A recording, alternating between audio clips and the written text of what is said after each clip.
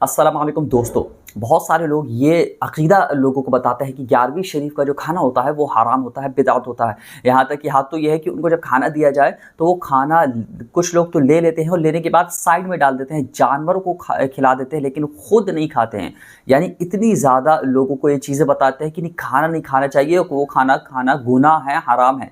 तो हम इसके बारे में थोड़ी जानकारी लेते हैं कि आखिर 11वीं शरीफ का खाना जो लोग बोलते हैं हराम है वो क्यों बोलते हैं और इसकी हकीकत क्या है। क्या ये खाना वाकई में हराम है जो आप लोग खा रहे हैं 11वीं शरीफ का खाना। तो सबसे पहले आप जानिए कि बहुत सारे लोग जो इसको हराम कहते हैं वो ये बोलते हैं कि नहीं, इस पर जो है गैरुल्लाह का नाम पुकार दिया गया है और वो कुरान पाक की इस आयत को वमा उहिल्ल बिही लिगैरिल्लाह, इसको जो है दलील देते हैं और कहते हैं कि इस पर जो है गैरुल्लाह का नाम पुकारा गया और गैरुल्लाह का नाम जिस पर पुकारा जाता है वो हराम है, उसको नहीं खा सकते हैं।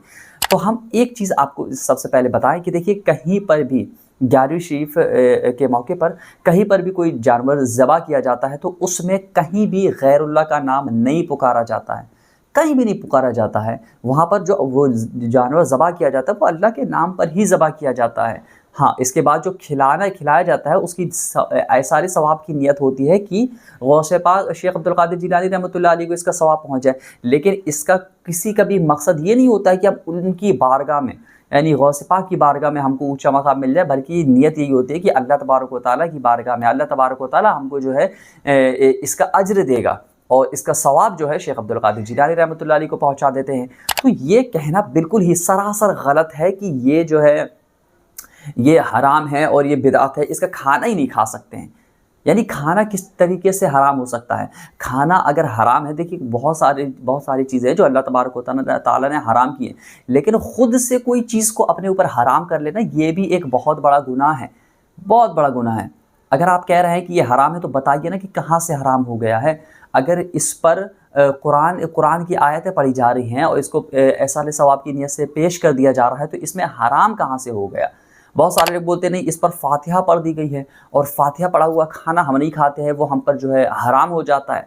तो किस तरीके से? यानी जिस खाने को हमने सामने रखा और उस पर आयतें पढ़ दी। देखिए, पहली बात तो ये कि अगर सामने नहीं भी रखे, हाँ, तो ये तो एक रस्म जो है चल गई है हिंदुस्तान में, लेकिन अगर सामने रख कर फातिहा नहीं भी दी गई तो उसमें कोई हर्ज नहीं है। कुरान की आयतें, मखसूस आयतें नहीं भी पढ़ी गई तो उसमें कोई हर्ज नहीं है। और रही बात कि अगर सामने रख करके कुरान पाक की आयतें पढ़ दी तो इसमें हराम कहाँ से हो गया? क्या कुरान की आयतें पढ़ने से खाना हराम हो जाता है? क्या सामने रख कर कुरान पाक की आयतें पढ़ने से हराम हो जाता है? ये बेहुदा बात है। और जो रही वमा उहिल्ल बिही लिगैरिल्लाह, तो इस चीज़ को देखिए, ये आयत उतरी क्यों? किसके लिए? बुतों के लिए। क्योंकि हुजूर के ज़माने में होता क्या था कि जो मुशरिकीन लोग थे वो जब जानवर ज़बह किया करते थे तो जो उनके बुत होते थे उनका नाम पुकारा करते थे, लात अल उज़्ज़ा, हाँ, इन लोगों का नाम पुकारते थे और फिर ज़बह करते थे। तो इस पर ये आयत उतरी। लेकिन यहाँ पर जो ज़बह किया जाता है वो कोई गैरुल्लाह का नाम, यानी जो आयतें हैं जो किसी और के लिए होती है, उसको मन गढ़ंत करके जो है इनके किसी ऐसी चीज़ के लिए लगा देना, ये बहुत बिल्कुल ही गलत है। वहाँ पर उनके नाम पर ज़बह होता था, यहाँ पर उनके नाम पर नहीं होता, अल्लाह के ही नाम पर ज़बह है।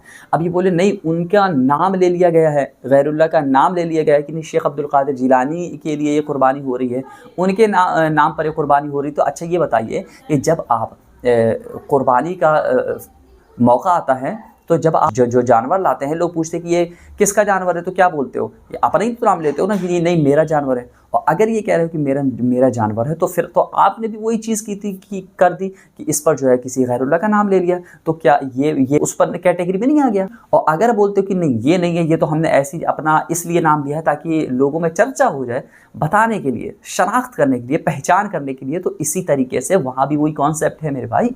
वहाँ पर भी जो शेख अब्दुल कादिर जिलानी रहमतुल्लाह अलैह के वो शनाख्त करने के लिए बोला जाता है और फिर इसका एहसाल सवाब उनको पहुँचा दिया जाता है।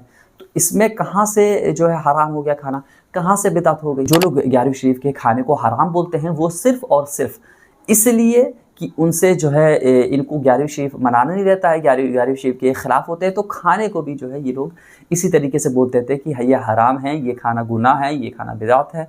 तो इस तरीके गलत बातें करते हैं। पहली बात जान लीजिए कि जो चीज़ आप पर हराम नहीं है उसको खुद से आप हराम नहीं कर सकते। तो बेवजह लोगों को गुमराह ना करें, अवाम को गुमराह ना करें, गलत बातें लोगों में ना फैलाएं, जाने खुद तहकीक करें और जानने के बाद फिर आप समझें उचकते कहते हुए ना घूमें कि नहीं ये देखो ये हराम है, हम नहीं खाएंगे। अगर आप पहली बात तो नहीं भी खाएंगे तो ये फ़र्क नहीं पड़ेगा, हाँ। लेकिन कम अज़ कम अगर आप दीन के नाम पर, शरीयत के नाम पर किसी चीज़ को डायरेक्ट हराम करे दे रहे हैं, तो फिर आपको उस चीज़ का जवाब भी देना होगा, यहाँ पर भी देना होगा, आखिरत में भी देना होगा।